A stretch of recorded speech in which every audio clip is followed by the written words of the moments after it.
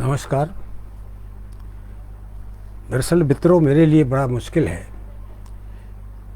ये आधुनिक या उत्तर आधुनिक ये टेक्नोलॉजी का इस्तेमाल कर पाना, लेकिन मित्रों का आग्रह है तो कोशिश करता हूँ कि मैं कुछ बात इसके माध्यम से आप तक पहुँचा सकूँ। मुझे निर्मल वर्मा के बारे में, उनके कृतित्व के बारे में कहा तो यह भी गया कि मैं चाहूँ तो, क्योंकि मेरा उनसे काफ़ी घनिष्ठ संपर्क रहा है, निजी संपर्क भी रहा है, तो कुछ संस्मरणात्मक अंश भी शामिल कर सकता हूँ इसमें। पर मुझे लगता है कि संस्मरण एक अलग तरह की चीज़ है, उसका प्रभाव भी एक अलग तरह का होता है। और जब हम किसी साहित्यकार के कृतित्व की बात करते हैं तो मैं सामान्यतः ये मानता हूँ, और मैंने ये किया भी है, कि मैं फिर उनके व्यक्तिगत जीवन को उसमें नहीं लाता, ना उस तरह की घटनाओं का वर्णन उसमें करता हूँ।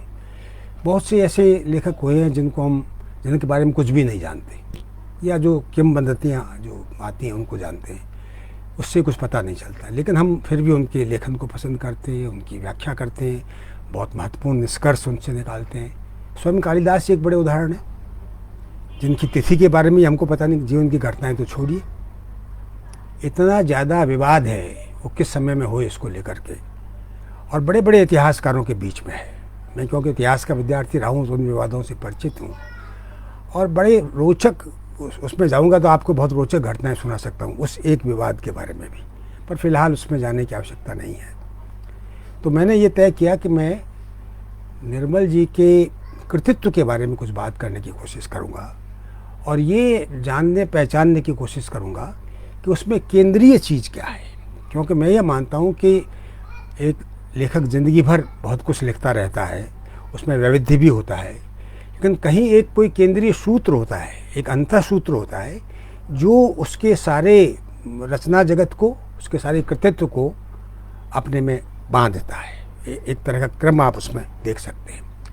तो इसलिए मेरी कोशिश ये रहेगी कि मैं ये जानने की कोशिश करूं कि वो क्या चीज़ है जो निर्मल वर्मा के कृतित्व की में केंद्रीय हैसियत रखती है। एक तो जब मैंने उनको पढ़ना शुरू किया, मैं विद्यार्थी था उस ज़माने में, 60s की बात है, और बहुत ज़्यादा साहित्य का विद्यार्थी था नहीं उन अर्थों में, हिंदी साहित्य का तो बिल्कुल नहीं। तो इस कारण से साहित्यिक जो आलोचना की शब्दावली वगैरह होती है और जो पद्धतियाँ होती है उनसे मेरा परिचय था नहीं। लेकिन मैं जब उनकी कहानियाँ पढ़ता था, उससे पहले मैं प्रेमचंद को भी पढ़ता था, उसके पहले मैं प्रसाद को भी पढ़ता था, उससे पहले अज्ञे जैनेंद्र को भी पढ़ता था। पर जब निर्मल की कहानियाँ मैंने पढ़नी शुरू की, और फिर ऐसा हुआ कि कई दिन तक लगातार पढ़ता रहा, तो मुझे ये लगा कि ये एक तरह से कहानी की परंपरा में एक नया आरंभ बिंदु है। ऐसा मुझे इसलिए लगा, ऐसा नहीं कि पुराने लोग जो थे उनका कोई महत्व नहीं है, लेकिन हर समय में एक नया लेखक जब आता है तो कुछ अपनी तरफ से जोड़ता है। बड़े लेखक की एक विशेषता होती है, और निर्मल भी निस्संदेह एक बड़े लेखक हैं। उन्होंने ये काम अपनी कहानियों के माध्यम से किया। उनकी कहानियों को हम न तो प्रेमचंद यशपाल की परंपरा में रख सकते हैं, न प्रसाद की परंपरा में रख सकते, न जैनेंद्र अज्ञे की परंपरा में रख सकते। क्यों? क्योंकि मुझे लगा कि उनसे पूर्व जो कहानियाँ लिखी जा रही थी उनमें या तो कोई घटना केंद्र में रहती थी या कोई चरित्र केंद्र में रहता था, यानी एक प्रकार से, और वो चरित्र या वो घटनाएं एक शुरू होकर के एक बिंदु से दूसरे बिंदु तक कहीं पहुंचती थी, और उससे हम एक निष्कर्ष तक पहुंचते थे कि ये कहानीकार क्या कह रहा है, क्या कहना चाहता है, या इस कहानी ने क्या कहा है। लेकिन निर्मल की कहानियों को पढ़ कर के ये पता करना बड़ा मुश्किल है कि वो क्या कहना चाहती हैं, क्या उनके माध्यम से निर्मल क्या कहना चाहते हैं। क्योंकि वो कहानियाँ जो हैं वो कुछ भी प्रस्तुत नहीं करती हैं, यानी कोई घटना प्रस्तुत नहीं करती, कोई चरित्र चित्रण और चरित्र का विकास वगैरह वो सब चीज़ें नहीं प्रस्तुत करती है, वे केवल होती हैं। एक कविता को लेकर के एक अंग्रेजी आलोचक ने कहा है कि poem should not mean, it should be. तो मुझे लगता है कि चाहे कविता के बारे में कहा गया हो, लेकिन सभी कलाओं के बारे में शायद सही है। कविता क्योंकि एक श्रेष्ठ कला के रूप में ली जाती है, संगीत की तरह से। उसके अलावा फिर संगीत ही है जिसमें हम ऐसा कह सकते हैं। तो एक प्रकार से ये जो टिप्पणी है जो कविता के बारे में कही गई है, मुझे निर्मल वर्मा की कहानियों पर भी बिल्कुल लागू होती हुई दिखाई देती है। क्योंकि और उनकी कहानियों को कुछ लोग संगीतात्मक कहते हैं, परिंदे के बारे में आपको याद होगा नामवर सिंह ने जो लिखा था, या कुछ लोग काव्यात्मक कहते हैं। मुझे लगता है कि शायद इसका कारण भी यही है कि वो कहानी में एक संवेदना ही प्रस्तुत करते हैं। ये कहानियाँ एक संवेदना का आख्यान है, किसी घटना का नहीं, किसी चरित्र का नहीं। और वो संवेदना क्या है इसे जानने की कोशिश हमको, उसका रूप क्या है, उसकी संरचना कैसी है, उसके पीछे क्या काम कर रहा है।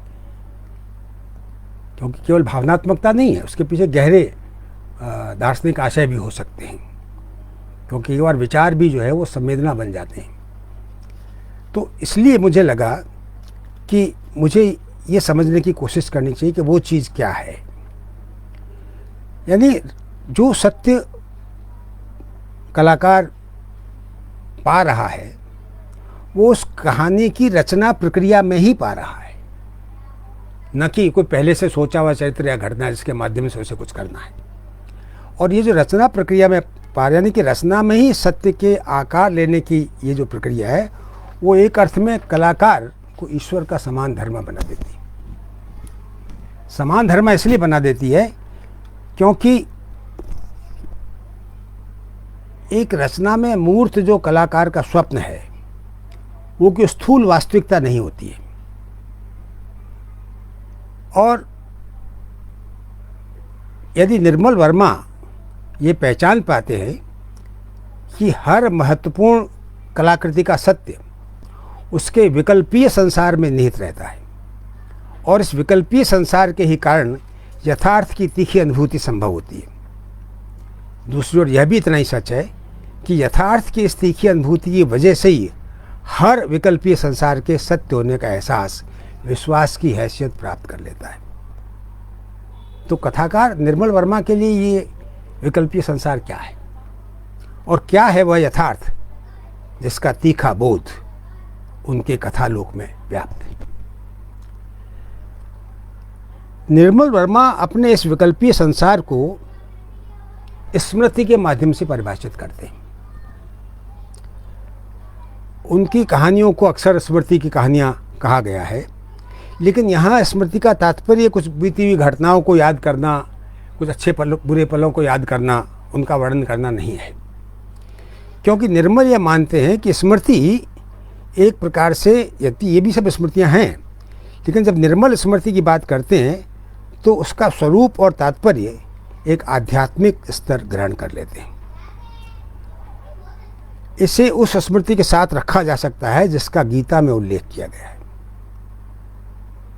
यह स्मृति अपनी संपूर्णता के बोध की स्मृति है, यानी इस अस्तित्व की संपूर्णता के बोध की स्मृति जिसका एक अंश मैं हूं, यानी मनुष्य है। क्योंकि वही तो वास्तविक स्मृति है जिसके नष्ट होने पर सब कुछ बिखर जाता है। Things fall apart, the centre can not hold. वो सेंटर क्या है? वो केंद्र जो है वो स्मृति है जो सब कुछ को एक संगति में रखती है। इसीलिए निर्मल ने कहीं लिखा है कि मेरे लिए महत्वपूर्ण अनुभव नहीं है, बल्कि स्मृति का वह झरोखा महत्वपूर्ण है जिसमें से गुजर कर भी अनुभव कहानियां बनते हैं। तो एक भारतीय लेखक के लिए यह स्मृति और स्मृति से संबंध किस चीज में घटित होता है? वह घटित होता है जिसे निर्मल वर्मा ने अपने एक निबंध में संलग्नता का सर्वव्यापी बोध कहा है, जिसका तात्पर्य है अपने को समग्र के एक अंश के रूप में अनुभव करना। वो समग्र प्रकृति भी है, बाकी पेड़ पौधे पशु पक्षी या सारा लोक का अर्थ या फोक से नहीं है जैसा हम सामान्यतः मान लेते हैं, सारा अस्तित्व जो लोक है, तो उस लोक का वह एक अंश है। और इसलिए ये स्मृति संपूर्णता की स्मृति है। लेकिन आधुनिक चित्त और आधुनिक भारतीय चित्त भी संलग्नता के इस बोध से लगभग वंचित हो गया है। एक आधुनिक भारतीय लेखक के रूप में निर्मल वर्मा का वास्तविक द्वंद्व आधुनिक यथार्थ और संलग्नता के इस सर्वव्यापी बोध के बीच में है, जिसे वह संस्कृति का स्वप्न कहते हैं। यानी संलग्नता का जो सर्वव्यापी बोध है वो संस्कृति का स्वप्न है। और वो कहते हैं एक जगह पर, मुझे लगता है कि जैसे मेरी चेतना के बीचों बीच एक फांक खिंच गई है। एक तरफ आधुनिक अनुभव है जो मेरे वास्तविक यथार्थ को प्रतिध्वनित करता है, दूसरी तरफ अखंडित संपूर्णता का अनुभव है जिसमें मेरी संस्कृति का स्वप्न छिपा है, और बीच में कोई ऐसा धागा नहीं है जो मेरे वस्तु अनुभव को मेरे स्वप्न अनुभव से जोड़ सके। हालांकि दोनों ही मेरी समकालीन चेतना के सच्चे और प्रामाणिक पहलू हैं। यानी वो यथार्थ भी प्रामाणिक है और वो स्वप्न भी प्रामाणिक। सत्य तो होता ही प्रामाणिक है, वो तो रूह का सच होता है। तो एक प्रकार से हम ये कह सकते हैं कि निर्मल, और फिर वो ये कहते हैं कि ये कोई भारतीय संस्कृति में रहा है। यदि आगे जाकर वो ये भी कहते हैं कि नहीं, ये आवश्यक नहीं है, उसके और भी कारण हैं। लेकिन वो कहते हैं कि ये भारतीय चित्त में कि इस बोध में जो दरार आई, उसका कारण वो 200 वर्षों के औपनिवेशिक शासन को मानते हैं। या इस बात पे गौर करिए कि वे अन्य लोगों की तरह इस औपनिवेशिक शासन को 1000 साल का नहीं मानते। निर्मल वर्मा को जो लोग सांप्रदायिक सिद्ध करने की कोशिश करते हैं, उनको इस बात पे गौर करना चाहिए कि जो जिसे हम सामान्यतः मुस्लिम काल कहते हैं, उसे निर्मल वर्मा औपनिवेशिक नहीं कहते हैं। वो केवल जो ब्रिटिश साम्राज्य का शासन हमारे ऊपर रहा, उसे ही औपनिवेशिक शासन कहते हैं। और उनका तात्पर्य केवल विदेशी शासन से नहीं है, वो तो है ही है खैर, लेकिन केवल वहाँ तक सीमित नहीं है। उनका तात्पर्य है उस शासन के माध्यम से भारतीय परंपरा में शेष सृष्टि को अन्य मानने की जो भावना का प्रवेश हो गया। इससे पहले अन्य का क्या अवधारणा हमारे यहाँ नहीं है। प्रकृति अन्य नहीं है और बाकी जो लोग हैं वो भी अन्य नहीं है, न बाकी मेरे से इतर जो मनुष्य हैं वे भी अन्य नहीं है। ये जो अदर की भावना है, जो अन्य की अवधारणा है, क्योंकि पश्चिम में हम ये देखते हैं कि वहाँ जो संस्कृति विकसित हुई अभी पिछले खासतौर से औद्योगिकरण वगैरह के बाद में, उसमें अन्य प्रकृति अन्य है, और अन्य है इसलिए उसको जीतना है, इसलिए उससे संलग्नता नहीं हो सकती है। उससे तो शत्रुता का भाव ही हो सकता है, उसके प्रति तो शोषण का भाव ही हो सकता है, उसको अपने लिए इस्तेमाल करने का भाव ही हो सकता है। जब आप किसी से प्यार करते हैं तो उसे अपने लिए इस्तेमाल नहीं करते हैं। लेकिन अब हम कहते तो हैं कि नहीं प्रकृति से बड़ा प्रेम है वहाँ भी लोगों को, लेकिन जब वो इस्तेमाल करते तो फिर वो प्रेम नहीं, वो प्रेम का ढोंग है। तो एक प्रकार से हम ये कह सकते हैं कि ये जो अन्य मानने के भाव का प्रवेश है, ये ब्रिटिश शासन के दौरान हुआ। ये जिसे हम सामान्यतः मुस्लिम शासन कह देते हैं मध्यकालीन काल, उसमें नहीं हुआ था। तो एक प्रकार से हम ये कह सकते हैं कि निर्मल ये मानते हैं कि हर मानव समाज में द्वंद्व होते हैं, स्वाभाविक है, और उन द्वंद्वों के माध्यम से ही परंपरा एक नया रूपायन अपना ग्रहण करती है। लेकिन ये देखने की बात है कि इन द्वंद्वों का हल क्या होता है। पश्चिम में क्या हल है? वो या तो अपने को नष्ट कर देना है, या जिसे वो अन्य मानते हैं उसको नष्ट कर देना है। तो वर्तमान यूरोपीय सभ्यता का रास्ता अन्य को नष्ट कर देने का है। और अगर गहराई से आप देखेंगे तो अन्य को नष्ट करना भी अंततः अपने को नष्ट करना ही है, क्योंकि यहाँ आत्म की शक्ति परम से स्खलित होकर निरे अहम में सिकुड़ जाती है। जिसे आप आत्म कह रहे हैं, सेल्फ कह रहे हैं, वो केवल ईगो हो जाता है। निर्मल एक प्रस्ताव करते हैं, इसीलिए वो कहते हैं कि आत्महनन और परहनन, इन दोनों से अलग एक तीसरा विकल्प अहम के हनन का है, क्योंकि वहाँ आत्मा अहम में परिवर्तित हो गया है। तो अहम के हनन का है, जिसकी शुरुआत तो रामकृष्ण परमहंस से हमारे यहाँ आधुनिक काल में मानते हैं। और हमारे समय में वो ये मानते हैं कि महात्मा गांधी उसका सर्वाधिक सक्षम प्रतिनिधित्व करते हैं। वो जिस विकल्प की ओर इशारा करते हैं वह केवल आधुनिक भारतीय चित्त के द्विभाजन का ही हल प्रस्तुत नहीं करता, बल्कि यूरोपीय सभ्यता के द्विभाजन को पाटने और भारत यूरोप संवाद की एक नई संभावना का संकेत भी करता है। इसलिए जैसा मैंने शुरू में कहा कि निर्मल के लिए स्मृति का तात्पर्य अतीत की कुछ घटनाओं या परिस्थिति का पुनरावलोकन नहीं, बल्कि स्वयं को संपूर्ण का, रित का एक अंश अनुभव करने में है।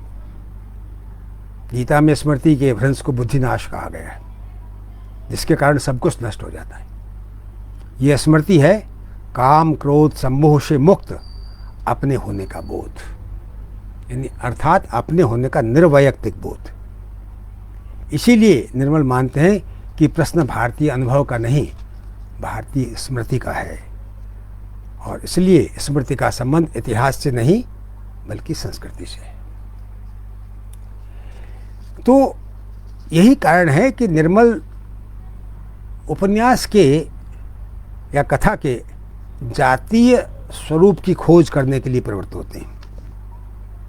इसे कुछ लोग उनका रूपवादी आग्रह कहते हैं, और सामान्यतः ये आरोप निर्मल पे कलावादी, रूपवादी वगैरह होने का लगाया गया है। लेकिन रूप पर विचार गहराई से देखेंगे तो कोई कलावादी किस्म की कोशिश नहीं है, जैसे आप कलावाद शब्द के प्रयोग से जो ध्वनित करना चाहते हैं, क्योंकि वह उस प्रक्रिया की वैधता और औचित्य का परीक्षण है जिसमें से गुजरने पर ही हम एक ऐसे सत्य और समाज से साक्षात्कार कर सकते हैं जो केवल उस रूप या प्रक्रिया में ही संभव होता है। अन्य किसी भी रूप या प्रक्रिया में वो सत्य अपना रूप बदल लेता है, वो वैसा ही नहीं रहता। इसीलिए रूप का महत्व, इसलिए रूप का सवाल एक सांस्कृतिक सवाल भी है, वो सत्य की खोज से जुड़ा हुआ सवाल भी है। उसे केवल कलावादी कह करके उसकी अवहेलना करना, मुझे लगता है बहुत से लेखकों को गलत समझना होगा। इससे उन लेखकों का कुछ बनता बिगड़ता नहीं है, हमारी ही समझ में समस्या पैदा होती है।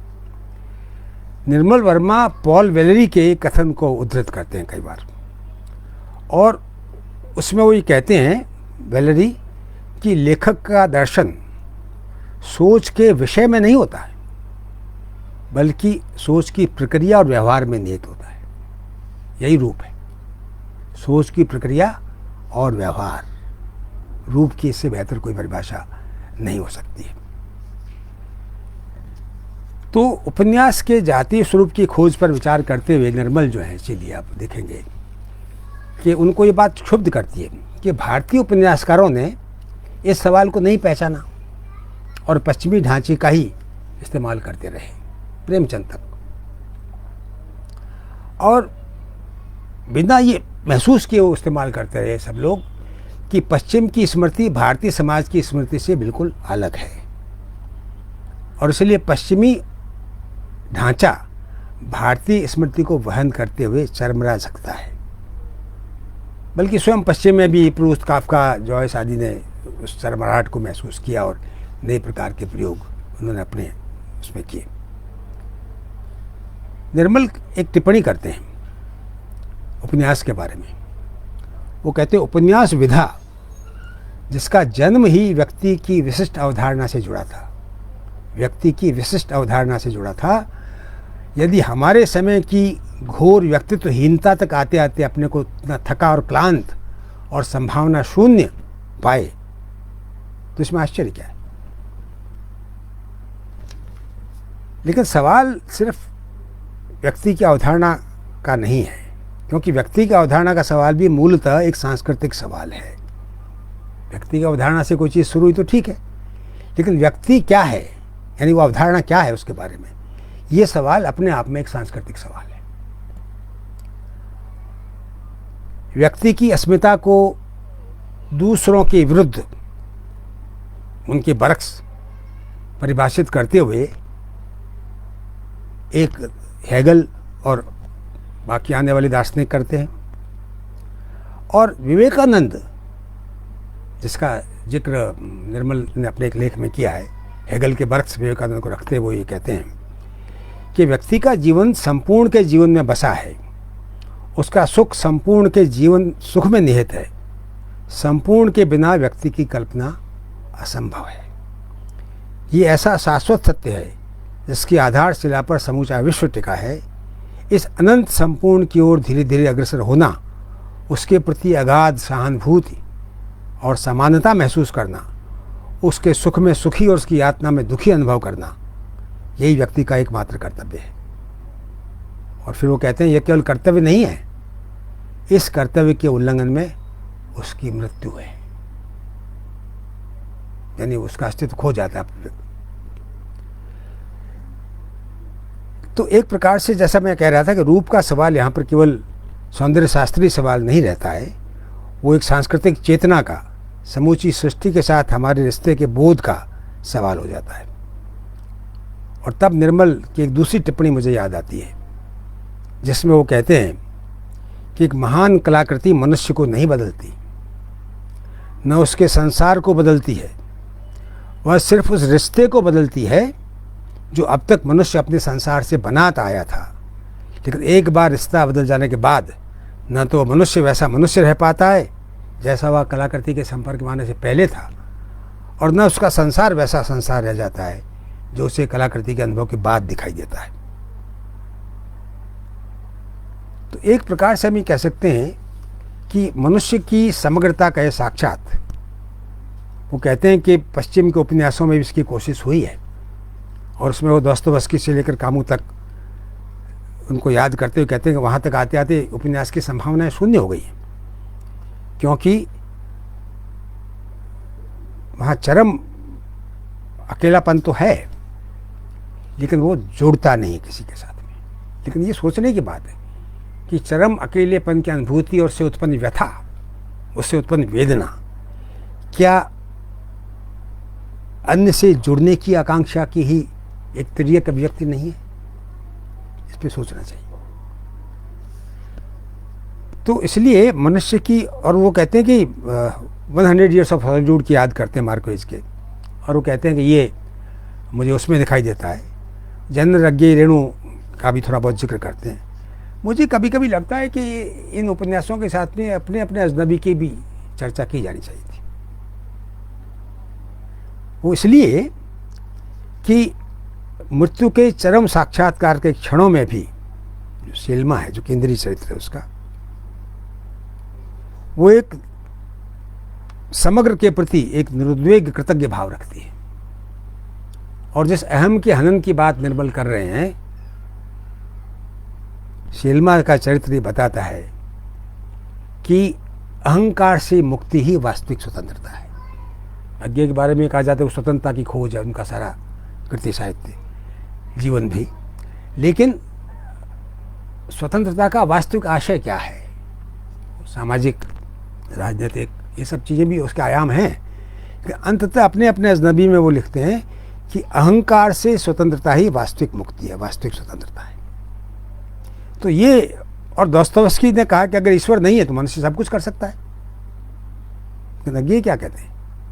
अज्ञे कहते हैं कि ईश्वर के न होने की कल्पना ही नहीं की जा सकती, क्योंकि सजीव उपस्थिति का नाम ही ईश्वर है। सजीव उपस्थिति का नाम ही ईश्वर है, नहीं तो कोई उपस्थिति हो ही कैसे सकती है? सजीव नहीं तो उपस्थिति का क्या मतलब? तो इसलिए जो है वह पवित्र है। ये निर्मल कहते हैं जो है वह पवित्र है। यही समग्र की पवित्रता का बोध है, और यही वह चीज़ है जिसे निर्मल वर्मा उपन्यास का, उस उपन्यास का आधार मानते हैं जो भारतीय भी होगा और सार्वभौमिक भी। तो एक प्रकार से हम ये कह सकते हैं कि एक रूप की तलाश जो वो कर रहे हैं, वो वस्तुतः केवल इस रूप की तलाश नहीं है, वो एक सांस्कृतिक तलाश है। समग्र परिवेश की पवित्रता, संलग्नता का सर्वव्यापी बोध। जब निर्मल इस तरह की पदावली का इस्तेमाल करते हैं तो मुझमें कहीं वे अर्थ गूंजने लगते हैं जो हमारी परंपरा में ऋत और धर्म पदों में है। ऋत और धर्म की अवधारणाएं अपने समग्र परिवेश बल्कि समग्र ब्रह्मांड के साथ हमको जोड़ती हैं, और सब कुछ के प्रति एक निर्वैयक्तिक लगाव का, मोहग्रस्त नहीं, एक निर्वैयक्तिक लगाव का, दायित्व का सहज बोध पैदा करती है। और ये जुड़ाव और दायित्व ही, इसका बोध ही हमारे होने की सार्थकता का एहसास हो जाता है। सिंगरौली का जिक्र करते हैं वो उस यात्रा का, और उसका जिक्र करके देखते हैं कैसे उजाड़ा गया है सब कुछ, और फिर अंत में टिप्पणी करते हैं वो कि वो कहते हैं कि यहाँ भारतीय समाज धर्मच्युत हो रहा है सिंगरौली के उजड़ने में। क्यों? क्योंकि प्रकृति और परिवेश के प्रति गहरे आत्मीय लगाव का भाव, जो सभी प्रकार के भारतीय समाजों की एक विशिष्ट पहचान थी, अब खोती जा रही है। क्योंकि हमने विकास के जिस पश्चिमी इतिहासग्रस्त मॉडल को चुना है, उसमें इसके सिवा कुछ नहीं हो सकता। इस लगाव को भूलकर हम प्रकृति का और मनुष्य का भी शोषण और दमन आर्थिक विकास के लिए अनिवार्य ठहराने लगे, जैसा कि हम लोग कर रहे हैं। यही वह बिंदु है जहाँ पर सत्ता पर, और जब सत्ता शब्द इस्तेमाल कर रहा हूँ तो केवल राजनीतिक सत्ता नहीं है, सभी प्रकार की सत्ता है, आर्थिक सत्ता, सामाजिक सत्ता, समाज में भी कई प्रकार की सत्ताएं होती हैं, वर्चस्व होता है। तो वो कहते हैं कि ये जो सत्ता है, इस पर धर्म बोध के अनुशासन की अनिवार्यता इसीलिए महसूस होती है। धर्म सांप्रदायिक अर्थों में नहीं, किसी संप्रदाय विशेष के धार्मिक विश्वासों के अर्थों में नहीं, बल्कि सृष्टि को धारण करने वाले जो नियम हैं उनके अर्थों में। तो इसलिए वो कहते हैं कि धर्म बोध अपने से इतर के साथ एक लगाव और दायित्व का बोध है, पूरी सृष्टि के साथ एक दायित्व बोध। और जब तक हमारा लौकिक आचरण इस दायित्व बोध से सहज प्रेरित नहीं होगा, तब तक राज्य का आचरण इस आर्थिक विकास की आवश्यकताओं से ही संचालित होता रहेगा। यह देखना चाहिए कि जब वो धर्म की बात करते हैं तो वे किसी थियोक्रेसी के अर्थ में धर्मतंत्र की बात नहीं कर रहे। वो कह रहे हैं कि क्योंकि वो भी उतना ही आत्ताई सिद्ध हुआ है जितना जो दूसरे इतिहासवादी सर्वसत्तावाद आत्ताई सिद्ध हुआ है, लेकिन चीज़ों की पवित्रता का सहज बोध, सृष्टि के प्रति कृतज्ञता का भाव, क्योंकि वो हमें पोषित करती है, ये सब ऐसी बातें हैं जिनकी अवहेलना हम नहीं कर सकते। वही धर्म है।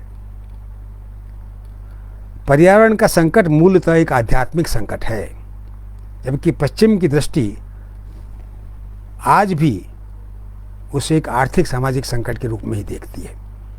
यदि प्राकृतिक वस्तुओं का भंडार अखूट हो और उसके क्षरण का हमारे स्वास्थ्य और जीवन पर कोई प्रभाव न पड़े, तो आज भी प्रकृति पर विजय की दृष्टि में ही उसकी आस्था डिगी नहीं है। इस बात को निर्मल अच्छी तरीके से समझते हैं। इसलिए वो कहते हैं एक जगह पर कि पश्चिम में जिसे एक तरफ मनुष्य का आध्यात्मिक संकट और दूसरी तरफ पर्यावरण का संकट माना जाता है, उन्हें अलग अलग उपायों से नहीं सुलझाया जा सकता, क्योंकि दोनों की जड़ें एक विभाजित मनस्थिति में है। और यह वह स्थिति है जब मनुष्य का आत्म महज उसका अहम रह जाता है और प्रकृति अपनी स्वायत्तता खोकर केवल एक उपभोग्य शोषित वस्तु रह जाती है। तो इसलिए जब निर्मल राजनीति को धर्म के संदर्भ में या सत्ता को धर्म के संदर्भ में देखने की बात करते हैं, तो वह दरअसल गांधी जी का ही समर्थन कर रहे होते हैं। इसी कारण जहाँ वह एक और संघ की स्वार्थपरक मूल्यहीनता को धर्मनिरपेक्षता के नाम पर देखते हैं, वही वह सांप्रदायिकता या धार्मिक सांप्रदायिकता के निकृष्ट रूप से को भी पहचानते हैं। एक बहुत जोरदार बात उन्होंने कही, सुनाता हूँ आपको उद्धरण। वो ये कहते हैं कि वो हर अल्पसंख्यक से एक बात पूछते हैं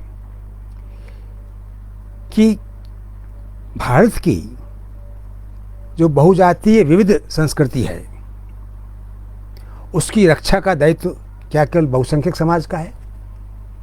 क्या अन्य समाजों का दायित्व नहीं है? वो उतना ही।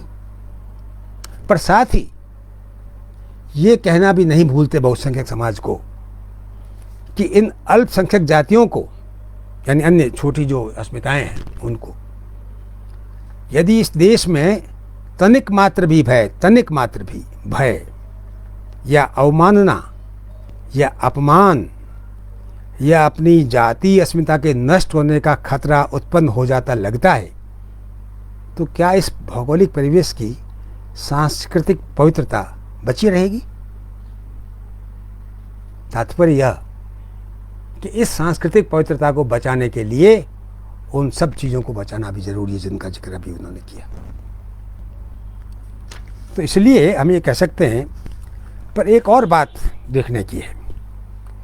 वो ये तो मानते हैं कि औपनिवेशिक शासन की वजह से बहुत सी दरारें आई हमारी चेतना में, पर एक और बात वो कहते हैं, और वो बहुत महत्वपूर्ण बात है जिसकी ओर हम कम ध्यान देते हैं, औपनिवेशिक शासन की बात ज़्यादा करते हैं। वो कहते हैं कि इस फांक या अलगाव का मूल कारण केवल औपनिवेशिक शासन या मानसिकता ही नहीं है। गौर से सुनिए, वो कहते हैं इतिहास दरअसल एक परिस्थिति है जिसमें मूल मानवीय नियति अपने को प्रकट करती है। स्वप्न और परिस्थिति के बीच एक द्वंद्व बराबर बना रहता है। कभी परिस्थिति या इतिहास की प्रेरणा स्वप्न हो सकता है, और कभी परिस्थिति या इतिहास की प्रेरणा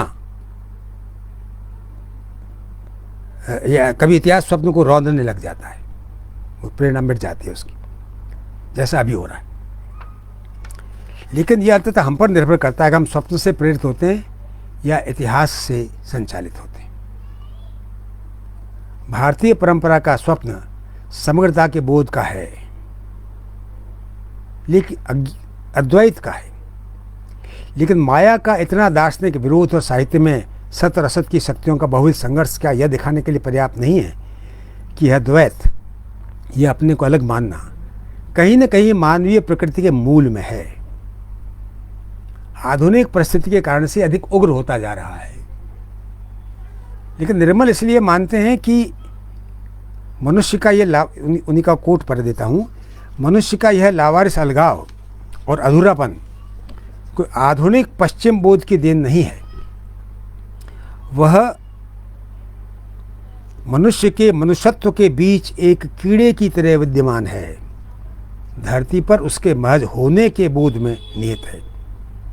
उसकी समूची मिथक संरचना, धर्म विधान, ईश्वर कल्पना आदि इसी अनाथावस्था से, इसको अनाथावस्था कहते हैं, इसी अनाथावस्था से छुटकारा पाने का एक गौरवपूर्ण, बीहड़ किंतु ट्रेजिक प्रयास है। ट्रेजिक प्रयास। कला यदि इनसे अलग है तो इसलिए नहीं कि वह अधूरेपन के पाप से मुक्ति का स्वप्न नहीं देखती है। यह स्वप्न या आकांक्षा ही तो उसकी सतत प्रासंगिकता के केंद्र में है। फर्क केवल इतना है कि यह स्वप्न कहीं बाहर और परे न होकर स्वयं उसकी सृष्टि, उसकी फॉर्म, उसकी संरचना में निहित है। इसलिए मैंने बहुत पहले एक बार निर्मल वर्मा की कहानियों का जिक्र करते हुए कहा था कि निर्मल वर्मा की कहानियाँ इसी अधूरेपन के पाप से मुक्ति की आकांक्षा, उसकी छटपटाहट और उसके फलीभूत न हो पाने से उत्पन्न वेदना का रूपायन है। वे न तो अकेलेपन का प्रभामंडन करती है और न उसमें से कलात्मक आनंद, एस्थेटिक प्लेजर प्राप्त करती है, बल्कि सच तो यह है कि वे अकेलेपन से मुक्ति के लिए छटपटाहट की कहानियाँ हैं। स्मृति इन कहानियों में हैं, स्मृतियाँ, पर किसी कृत्रिम अवसाद की सृष्टि करने के लिए नहीं, बल्कि मुक्ति की प्रेरणा की तरह, और इसीलिए उनका होना मुक्ति के लिए छटपटाहट को और अधिक गहराई से रेखांकित करता है। वो जो बेचैनी हमको दिखाई देती है उन कहानियों के अंदर, वो बेचैनी एक किस्म की आध्यात्मिक बेचैनी है। रूढ़ अर्थों में आध्यात्मिक नहीं, बल्कि उन अर्थों में जहाँ हर मानवीय रिश्ता एक अस्तित्वगत रिश्ता है, इसलिए आध्यात्मिक रिश्ता है। इसलिए अपने अधूरेपन या अकेलेपन का एहसास और उससे मुक्ति की सारी छटपटाहट एक किस्म की आध्यात्मिक छटपटाहट है। ये इन कहानियों में देखेंगे बार बार क्या आता है। आप चरित्र याद करने की ज़रूरत नहीं है आपको, उतने महत्वपूर्ण तरह से वो चरित्र को लाते भी नहीं है, न घटनाओं को लाते। लेकिन जो होता है इन कहानियों में क्या होता है कि वे बार बार मनुष्य को उसके अकेलेपन के घेरे से बाहर निकालती हैं, और वह बार बार पुनः उसमें घुस जाने को विवश हो जाता है, उसी घेरे में। इसलिए यह कहना शायद ज़्यादा सही होगा कि जिस तरह इन कहानियों का अकेलापन आरोपित नहीं बल्कि अस्तित्वगत है, उसी प्रकार मुक्ति की छटपटाहट भी किसी कृत्रिम आशावाद की ओर नहीं ले जाती, बल्कि उसमें ही मानवीय अस्तित्व की सार्थकता रेखांकित होती है। अब आप देखिए, कहानियों का कुछ 2-3 कहानियों का जिक्र करता हूँ। निर्मल वर्मा की कहानियाँ पढ़ने पर यदि हमें चरित्र अलग से याद नहीं आते, अगर इम्तिहान नहीं देना हो तो, अगर याद नहीं आते, तो उसका एक कारण ये भी है कि अभी सभी चरित्र अपनी नियति में एक जैसे अधूरे और साथ होते हुए भी अकेले। परिंदे की लतिका, ह्यूबर्ट, डॉक्टर मुखर्जी, या पिछली गर्मियों में माँ बाप नीता, अथवा दूसरी दुनिया की ग्रेता, मिसेज पार्कर और नरेटर, सभी अपनी अपनी तरह से अकेले। अंतर कहानी की लड़की गर्भपात के पश्चात अपने प्रेमी से प्रेम कर चुकने के बाद भी उसके चले जाने पर वे सब चीज़ें तौलिए में लपेट कर बाहर फेंक देती है जो उसके लिए लाया था। आदमी और लड़की में भी, आदमी लड़की से प्रेम करते हुए भी उसमें एक अनावश्यक कटाक्ष आता है जहाँ क्रूरता शुरू हो जाती है। और दूसरी ओर लड़की है जिसे कई संबंधों के पाप का एहसास है, फिर वो आदमी के साथ को नहीं छोड़ सकती, जैसे वह कोई आध्यात्मिक व्यवस्था हो। क्या यह प्रेम का अधूरापन है या प्रेम के अधूरेपन को मिटाने की विफलता? प्रेम अकेलेपन या अधूरेपन के अतिक्रमण का ही एक प्रयास है, लेकिन प्रेम करते हुए भी इस शाश्वत अकेलेपन या बिलगाव से मुक्त न हो पाना और अपने प्रयास की दुखांत परिणति के बोध की वेदना ही निर्मल वर्मा की केंद्रीय कहानी है। सभी कहानियों में आप देखेंगे यही वह एहसास है जो कहानियाँ पढ़ने के बाद देर तक हमारे मन में बना रहता है, क्योंकि वो किसी घटना या चरित्र के माध्यम से नहीं बल्कि कहानी की पूरी संरचना से हम तक संप्रेषित होता है। कहानी इसे कहती नहीं, संप्रेषित करती है। Truth is not to be stated, it is to be conveyed. यही कला का काम है। तो वो एक प्रकार से हम कह सकते हैं कि उसको संप्रेषित करती है एहसास की तरह। इसलिए अस्वाभाविक नहीं लगता कि उनके चरित्रों को अच्छा बुरा के खाने में आप नहीं रख सकते हैं, क्योंकि निर्मल न तो खुद फैसला देते हैं और न कहानी की बनावट से पाठक को ये प्रेरित करते हैं वो फैसला दे। इसीलिए हमें एक दिन का मेहमान कहानी में बोक्कू की व्यवस्था भी समझ में आती है और नरेटर के भी, जैसे धूप का टुकड़ा में उस औरत की भी जो अपना दुख किसी से नहीं बांट सकती। उनकी उपन्यासों में भी हम ये देखते हैं कि यह अधूरापन किसी परिस्थिति का परिणाम नहीं बल्कि मानवीय नियति की तरह से प्रकट होता है, जिससे हमारा साक्षात्कार परिस्थिति विशेष में होता है। इसलिए यहाँ मानवीय नियति परिस्थिति द्वारा संचालित नहीं है बल्कि परिस्थिति को भेद कर मानवीय नियति तक पहुँचने की कोशिश है। एक कलाकार दृष्टा होने की हैसियत तभी अर्जित करता है जब अंश में समग्र को पहचान लेता है। निर्मल वर्मा के कथाकार में यह समग्रता की संवेदना ही है जो सभी के अधूरेपन को, सभी के पाप को, उनकी ईमानदार कोशिश और व्यवस्था को भी एक साथ देखती और पहचानती और उनसे समान सहानुभूति रख पाती। एक कलाकृति इसी अर्थ में अधूरेपन से मुक्ति की कोशिश हो सकती है या उससे प्रेरित हो सकती है। सब कुछ को एक साथ देख सकना, यही वह चीज़ है जो चेतना को विचारधारा या जीवन दर्शन की बंद गली में फंसने से बचाती है। एक साथ नहीं देख सकते तो आप किसी न किसी दृष्टिकोण में फंस जाएंगे। एक कलाकार इसी सब कुछ को एक साथ देखने वाली चेतना को विकसित करने के लिए अपने आप से संघर्ष करता है, अपने स्वयं के संस्कारों से, विश्वासों से, अपनी विचारधारा आइडियोलॉजी से। निर्मल वर्मा का यह संघर्ष भी आप उनके रचना संसार में पहचान सकते हैं।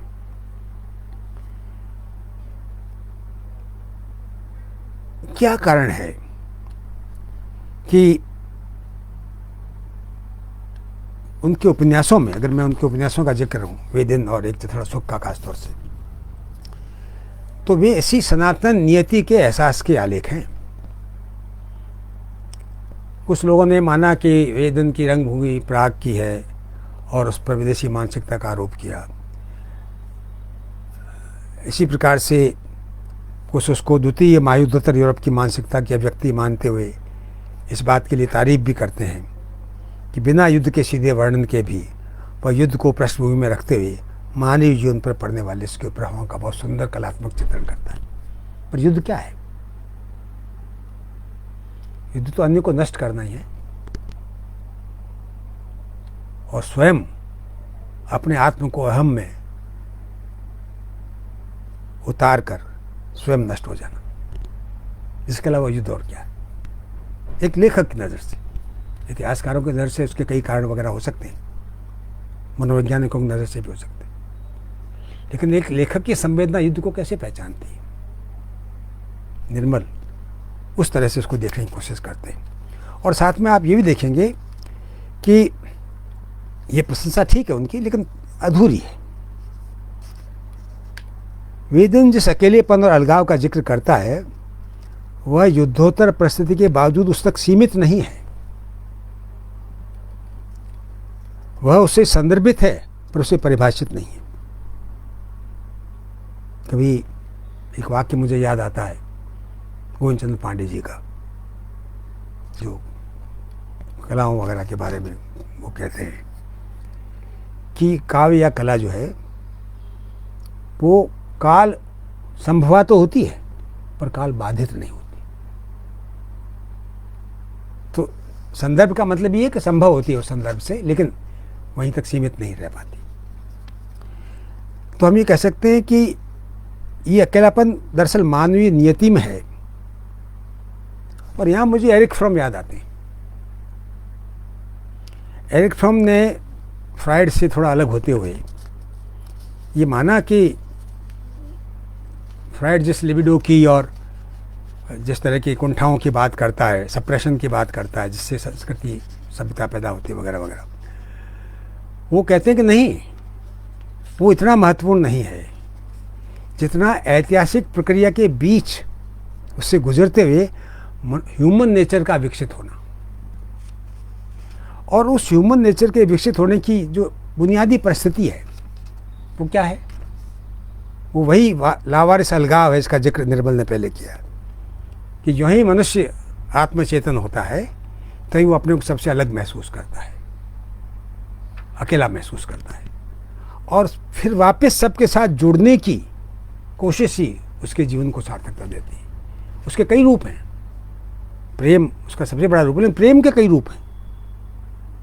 सेन सोसाइटी में वो प्रेम के कई प्रकारों की 7 प्रकारों की चर्चा करते हैं और बताते हैं कि जैसे राष्ट्रवाद भी एक प्रेम है, किसी विचारधारा या दल से लगाव भी एक तरह का प्रेम है, माता का प्रेम भी प्रेम है, पत्नी के साथ प्रेम भी प्रेम है। पर वो कहते हैं इन सब में समानता नहीं है। कहीं व्यक्ति अपने को समर्पित कर देता है, व्यक्ति नहीं रहता। कहीं वो खुद, जैसे डिक्टेटर्स जो करते हैं, वो एक तरह से हम राष्ट्रवाद में अपने सुपर ईगो में, उसके सुपर ईगो में अपने को शामिल कर देते हैं। कभी हम पलायन करते हैं स्वतंत्रता से तो डिक्टेटर की शरण में चले जाते हैं। क्यों इतने डिक्टेटर्स को लोगों ने स्वीकार कर लिया था? केवल भय से नहीं, भय भी एक कारण होता है, लेकिन ऐसा नहीं है कि सबको भय होता है। एक आप देखेंगे जिस समय एक द्वितीय महायुद्ध के दौर में एक नाजी सैनिक जब मर रहा था तो उसने कहा कि मुझे चिंता ये है कि अब मैं फ्यूरर के आदेश के आगे पालना नहीं कर पाऊंगा। ये क्या था? इसके मनोविज्ञान में जाके देखिए। तो एक प्रकार से हम कहते हैं इस तरह के कई उसकी चर्चा करते हैं। फिर एरिक फ्रॉम कहते हैं जहाँ बराबरी का रिश्ता है, जहाँ समानता है और कोई दैहिक प्रेम नहीं है, वहीं वास्तविक प्रेम है। वो जब तक समाज में विकसित नहीं होता है तब तक हमारा अलगाव मिट नहीं सकता है। वही एकमात्र तरीका है। तो यही बात निर्मल मुझे एरिक फ्रॉम की याद इसलिए आती है उनको पढ़ते हुए कि ये अकेलापन तो नियति में है, मानवीय परिस्थिति में है, जिसमें मनुष्य अपने को पाता है और इससे मुक्त होने के लिए कई प्रकार के प्रयास करता है, जिसमें प्रेम भी एक प्रयास है। और इसलिए हम ये कह सकते हैं कि अब वेदन में क्या हो रहा है, नरेटर और रायना दोनों जो हैं, ऐसी कोई परिस्थिति नहीं है कि वो 2-4 दिन और साथ में नहीं रह सकते या ज़िंदगी भर नहीं रह सकते, लेकिन वे अलग हो जाते हैं। क्यों? क्योंकि और उनके बीच जो कुछ घटित होता है वो कोई अनैतिक या केवल वासना नहीं है, क्योंकि दोनों अपने अस्तित्व की गहराइयों में वो आकर्षण महसूस करते हैं जो थोड़ी देर के लिए उन्हें उनके अपने अपने अकेलेपन से बाहर ले आता है। समस्या ये है कि हम जितने रिश्ते कायम करते हैं वे सभी उस थोड़ी सी देर के लिए अल्पकालिक हमें अपने अकेलेपन से बाहर करते हैं और फिर वापस हम उसी में लौट जाते हैं। जब तक जीवन है तब तक ही चलता रहता है। इसलिए निर्मल इसे मानवीय नियति की तरह देखते हैं और ये कोशिश करते हैं कि वो अगर उसे अकेले रहना ही है। ऐसे ही आप देखेंगे एक दूसरा सुख में उनके पात्रों के अंतर संबंध क्या है, एक साथ रहते हैं लेकिन कोई किसी के साथ नहीं है। मित्रता है, साथ बैठते उठते हैं, पार्टी करते हैं, ड्रिंक करते हैं, लेकिन कोई किसी के साथ नहीं है और कोई स्वार्थ नहीं है किसी का किसी से, कोई किसी के प्रति स्वार्थ है कुछ इसलिए वो साथ है या साथ नहीं। वो लगाव महसूस ही नहीं करते और उसका अंत इसीलिए क्या होता है, नित्य भाई जीवित भी नहीं रह सकते हैं और इधर वो उस बच्चे को छोड़ भी नहीं सकते हैं, लेकिन अंत में आत्महत्या के लिए बेहोश होते हैं। क्यों होता है? ऐसी कोई सामाजिक परिस्थिति हमको नहीं दिखाई दे रही है जिससे लोग सामान्यतः आत्महत्या कर लेते हैं। वो अकेलेपन का एहसास है, किसी से जुड़ न पाने का जो एहसास है। इसलिए निर्मल वर्मा के कथाकार का मुझे अंतिम मरण में एक स्वाभाविक विकास लगता है। उस उपन्यास पे मैंने काफ़ी विस्तार से लिखा विचार किया था और मैंने कहा था कि वो एक प्रकार से मृत्यु के अनुभव से जीवन की कहानी है। अब उस उपन्यास में क्या होता है, वो कहते हैं कि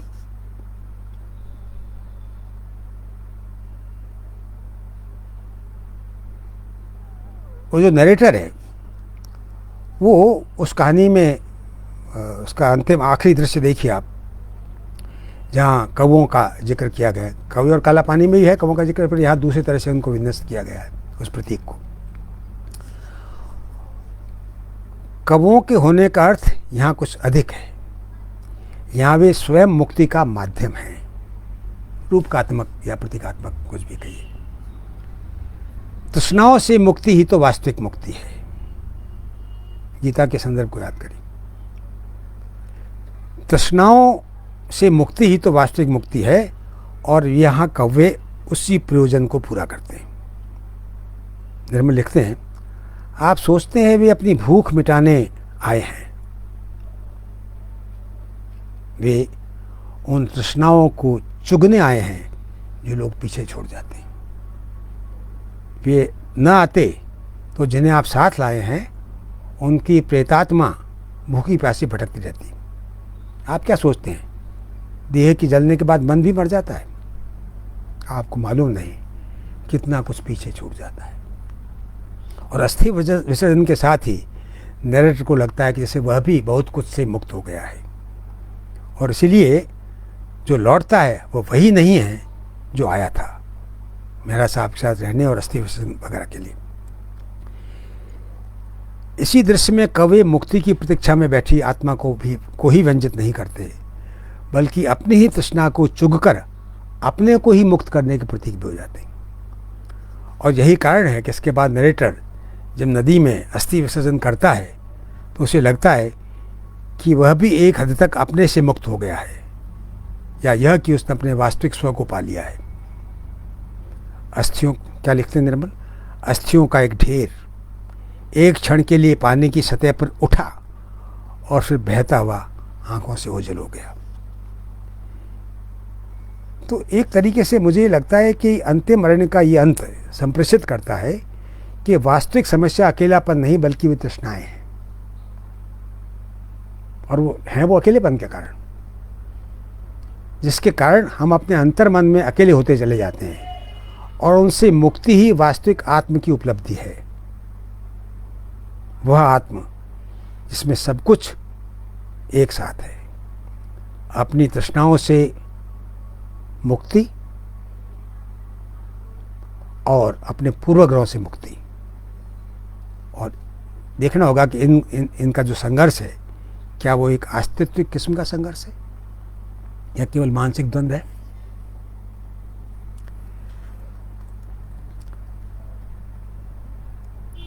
तो हम ये कह सकते हैं कि कई बार निर्मल जी पर यह आरोप लगाया गया कि समय का जो यथार्थ है, जो बाह्य यथार्थ है, उससे उनका रिश्ता बहुत ही कमज़ोर है, बहुत क्षीण है, वो ज़्यादा वहाँ प्रभावी नहीं। लेकिन ये ठीक है कि समय उनकी कहानियों के स्थूल वर्णन में नहीं आता है, बल्कि पात्रों के आपसी रिश्तों और उस कृति की पूरी लय और टेक्सचर में विन्यस्त है। मुक्तिबोध ने कहीं आत्मपरक कविता के बारे में लिखते हुए ये कहा है, मैं पढ़ देता हूँ।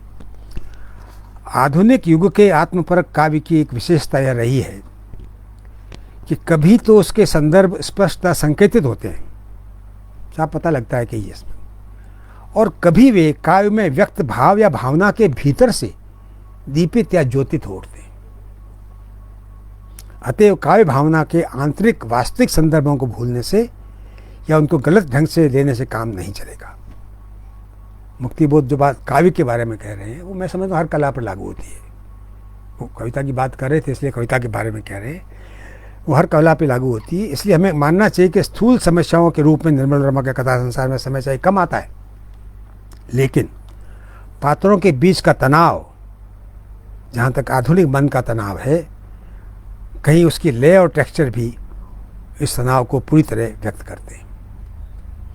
अब कुछ उदाहरण मैं दे सकता हूँ, लेकिन ज़्यादा लंबा हो जाएगा और उससे कोई फ़ायदा नहीं। ढेरों उदाहरण दिए जा सकते हैं, फिर भी एक आदमी उनकी भाषा को समझने के लिए देता हूँ कि कैसे वो ये काम करते हैं।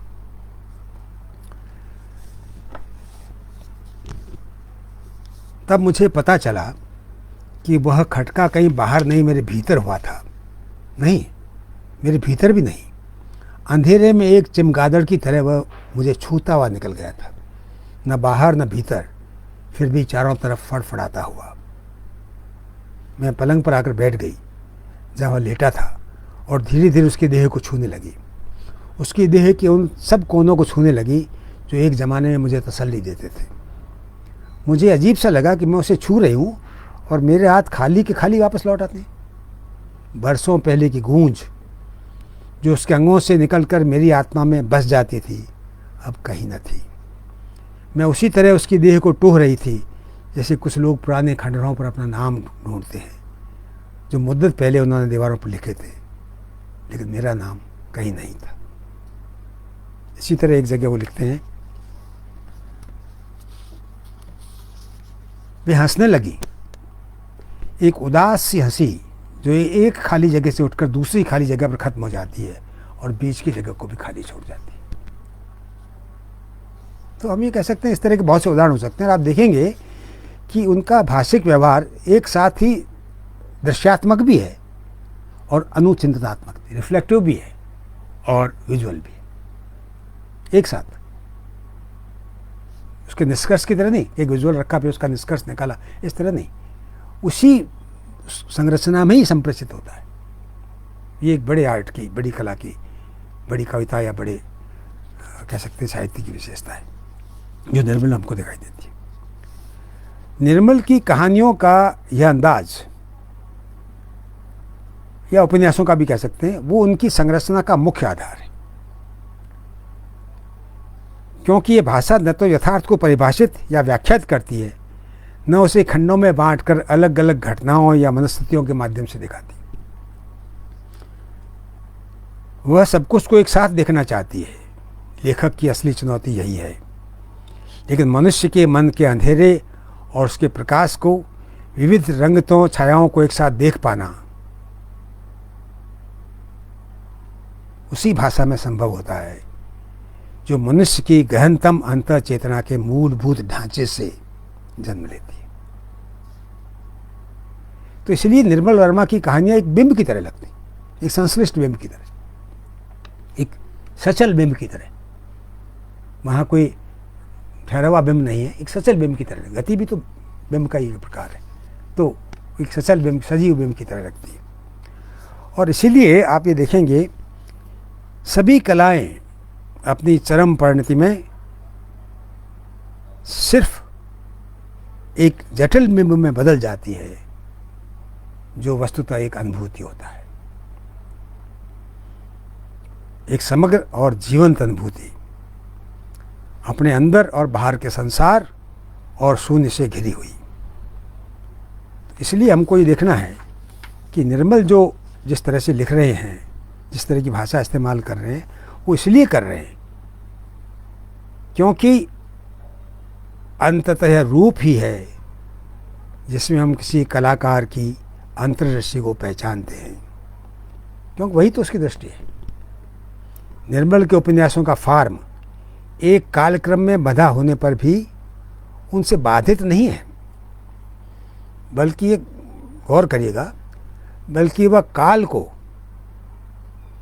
दिक में, टाइम को स्पेस में रूपांतरित करता है। और यह कुछ आश्चर्यजनक लग सकता है क्योंकि उपन्यास कहानी तो सभी एक कथाक्रम से चलने वाली कलाएं हैं और वे सब कालाश्रित मानी जाती हैं और अपने यथार्थवादी ढांचे में वो वैसी ही होती भी हैं। लेकिन निर्मल वर्मा के उपन्यासों का फॉर्म स्मृति में से अपना रूपाकार ग्रहण करता है, उस स्मृति में से जो किसी कालक्रम से बंधी नहीं है, बल्कि जिसमें सभी चीज़ों का क्रमहीन, अज्ञेय का शब्द ये क्रमहीन सहवर्तित्व है। सब कुछ को एक साथ देखना, सब कुछ का एक साथ एहसास करना। वे दिन के 3 दिन या एक चित्रा सुख के 4 महीनों का अपना स्थूल अस्तित्व बेमानी है। वे जैसे एक लैंडस्केप में बदल जाते हैं जिसमें घटनाएं घट रही हैं सब एक साथ। और इसी में से निर्मल की रूपकात्मक भाषा, मेटाफोरिक लैंग्वेज जन्म लेती है, क्योंकि यथार्थवादी भाषा सब कुछ को एक साथ नहीं दिखा सकती, वो अनिवार्यतः उसको एक क्रम में रखती है। कह सकते हैं कि निर्मल वर्मा के यहाँ यथार्थ भाषा का निर्धारक नहीं, बल्कि भाषा ही यथार्थ को रचती है।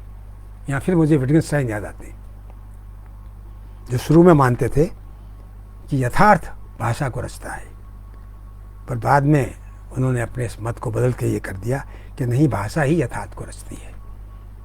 एक कलाकार और क्या कर सकता है, एक लेखक और क्या कर सकता है। मुझे कुछ वैसे ही लगता है जैसे गांधी ने कहा पहले कि ईश्वर सत्य और फिर कह दिया सत्य ईश्वर है, तो कुछ वैसी बात न समझें। लेकिन यहाँ जो कहना चाह रहे हैं, मैं जो कहना चाह रहा हूँ वो ये है कि ये एक प्रकार से स्थूल अस्तित्व का वहाँ कोई मतलब नहीं, कितने महीनों में हुआ, कितने समय हुआ, कब घटना शुरू हुई, कब खत्म हुई, इन सब चीज़ों का कोई अर्थ नहीं। प्रूस्ट के हम उपन्यास की याद कर सकते हैं, इसको पढ़ना ही बड़ा मुश्किल काम है, थिंग्स रिमेंबर्ड पास्ट। और फिर हम ये कह सकते हैं कि कई लोगों ने ये कहा कि नहीं, ये तो संभव ही नहीं है। जेरार्ड जेने ने कहा कि क्रम संगति के बिना सच्ची स्मृति कैसे आएगी, उसके बाद स्मृतियों का संयोजन नहीं हो सकता है। लेकिन और उसके बिना कहानी या उपन्यास भी नहीं लिखा जा सकता है। लेकिन डेविड लॉज ने इस बारे में एक बड़ी महत्वपूर्ण बात कही। उन्होंने कहा कि कोई भी यथार्थ अब इकहरा यथार्थ नहीं है। इसलिए निर्मल के यहाँ यह तनाव, ये यथार्थ अपनी पूरी संपूर्णता के साथ मूर्त होता है। और इसीलिए वो कहानी को परिभाषित करते हुए निर्मल वर्मा एक बड़ी महत्वपूर्ण बात कहते हैं। उनकी परिभाषा ही वही, उसी से हमें उनकी कहानियों को समझना चाहिए। वो कहते हैं कि कहानी कविता के जमे हुए समय को पिघलाकर उस कथात्मक क्षेत्र में बहाना है जो उपन्यास की जमीन है। निर्मल की कहानियाँ ही नहीं, उपन्यास भी कविता के जमे हुए समय को पिघलाने की प्रक्रिया है, और इसीलिए वे उस कालातीत को रूप दे पाते हैं जो स्वयं निर्मल के अनुसार कविता बनता है। कम ही लेखक होंगे जिनके वैचारिक लेखन और कृति साहित्य में वह संगति है जो निर्मल वर्मा के लेखन में मिलती है। इसका मूल कारण तो यही समझ में आता है कि उनके चिंतन का मूल आधार भी उनकी रचनात्मक संवेदना ही है, कि वह एक रचनाकार का चिंतन है जो चिंतन की अपनी मर्यादा पर तो खरा उतरता ही है, यानी तर्क की कसौटी पर, लेकिन जिसकी मूल प्रेरणा संवेदनात्मक बोध है। यदि मार्क्सवाद निर्मल वर्मा के चिंतन की सीमा नहीं बन सका तो ये हंगरी अथवा बाद में चेकोस्लोवाकिया की घटनाओं के कारण उत्पन्न नहीं, जितना मैं समझता हूँ, जितना उनकी रूपकात्मक संवेदना, सब कुछ को एक साथ देखने के रचनात्मक आग्रह के कारण था, जो शुरू से परिंदे के, जब उनको मार्क्सवादी माना जाता था, परिंदे में हमको यही दिखाई देता है। तो ये उनका मूल, उनकी संवेदना का मूल स्वरूप है। उनके चिंतन का महत्व जहाँ इस बात में है कि वह उनके अनुभवों से प्रेरित और प्रमाणित है, वहीं यह भी महत्वपूर्ण है इस चिंतन में उन्हें अपने अनुभवों को समझने में सहायता भी मिलती है। रचनाकारों का निबंध लेखन अधिकांशतः हाशिए का होता है, लेकिन हिंदी में अज्ञेय या निर्मल वर्मा जैसे लेखकों का चिंतन उनके रचना लोक के बीच में रहता है, ताकि वे अपने तर्क और अपनी अनुभूति को एक दूसरे के आलोक में जांच सकें। इसलिए निर्मल वर्मा यह स्वीकार करते हैं कि एक ही तर्क को दो तरफ से देखने की कोशिश है। वो लिखते हैं, अंत में मैं उन्हीं का एक उदाहरण दूंगा। वो लिखते हैं, मैं अपने निबंधों और कहानियों में कोई फांक नहीं देखता। दोनों की तृष्णाएं भले ही अलग अलग हों, शब्दों के जिस जलाशय से वो अपनी प्यास बुझाते हैं वो एक ही है। निबंध मेरी कहानियों के हाशिए पर नहीं, उसके भीतर के उन रिक्त स्थानों को भरते हैं जहाँ मेरी तृष्णाएं सोती हैं। धन्यवाद।